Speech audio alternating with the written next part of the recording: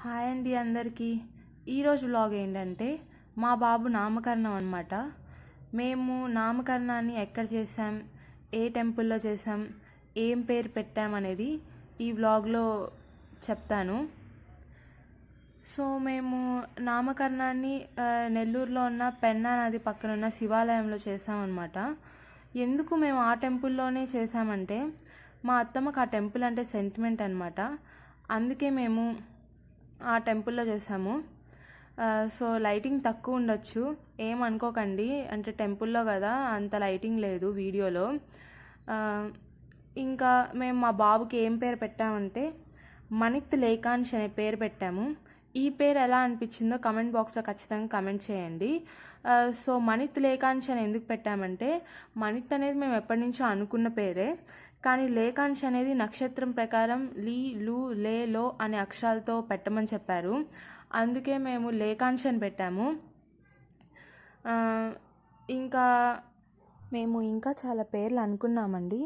అంటే మణిత్ లేకాంష్ ఒకటి, మణిత్ లోచన్ ఒకటి, లివనా మణిత్ ఒకటి, ఇలా చాలా పేర్లు అనుకున్నాము. కానీ మా ఇంట్లో వాళ్ళందరికీ మణిత్ లేకాంష్ నచ్చింది. అందుకే మేము ఇంకా మణిత్ లేకాంష్ అని పెట్టాము బాబుకి. సో ఇక్కడ మేము ఏం చేస్తున్నామంటే పూజారి చెప్తున్నారండి మాకు, నేను మంత్రాలు చదువుతాను, మీరు ఇక్కడ పువ్వులన్నీ పేరు మొత్తం ఫిల్ చేసేయండి అని. అలాగా ఆ బియ్యం మొత్తం మేము ఫ్లవర్స్తో ఫిల్ చేసేయాలని చెప్పారు. అందుకని మేము అక్కడ ఫ్లవర్స్తో మొత్తం ఫిల్ చేసేస్తున్నాము.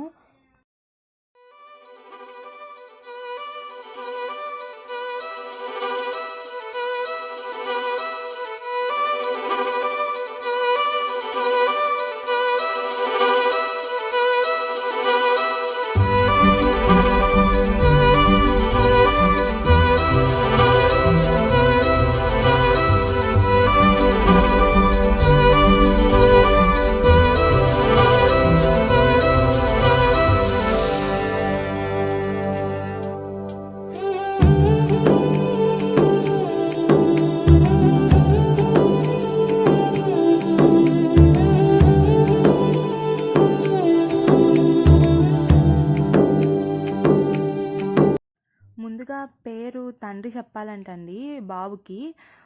అందుకని బాబు వాళ్ళ డాడీ బాబుని తీసుకుంటున్నాడు ఇక్కడ, బాబు వాళ్ళ డాడీ.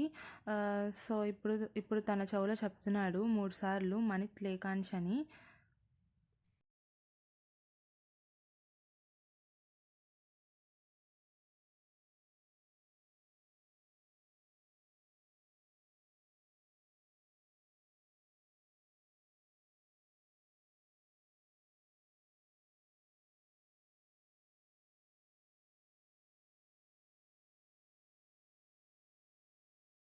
పూజ అంతా అయిపోయిందండి.